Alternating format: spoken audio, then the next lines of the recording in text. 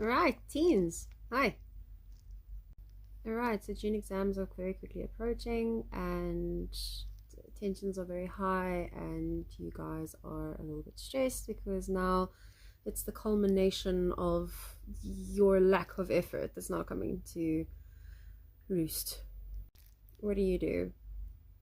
So it depends on who your provider is, but the majority of the June exams are starting towards the end of May, so it's in about 2 to 3 weeks when you guys are going to write your mid-year exams. Some advice. If you fail to plan, you plan to fail. Now, planning starts on not even day one, it literally starts like a week before the schools really start. So, my planning always begins like I always take the first week of the year off, just so that I can just reorient myself and just recenter. But then after that, I am straight into planning. My planning is done so well that I genuinely, when it comes to planning, when it comes to admin, I can just like sit back and just let it play out.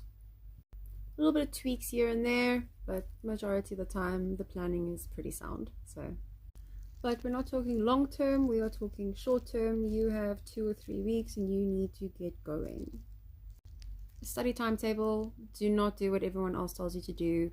Knuckle down, focus on things you don't know. Go through your book, identify areas that you do not understand. If you do not understand everything, then now is not the time. Do your best. Let's start from next term doing it properly. But if you have just like a handful of things or half the work you don't understand, highlight the stuff. And highlight doesn't necessarily mean with a highlighter, it means just highlight the stuff. Make a note, put a star, print the page, and I don't care, just do something. Make it noticeable. But you need to then plan how you're going to study it. Now, the downside for you guys being in school is that you're at school where 90% of the time you really are just wasting your time. And now you're going to go home and now you're going to go do a full day's work at home. That's where homeschoolers actually benefit, because they get to do the homework at home and the schoolwork at the same time, and they don't have their time wasted. They actually optimize their time, which I always advise homeschooling. But anyway, moving on. And then you need to use memorization techniques. Now, I'm not going to go into study strategies now because that is a very complicated conversation. However, that said, memorize, focus on what you don't know.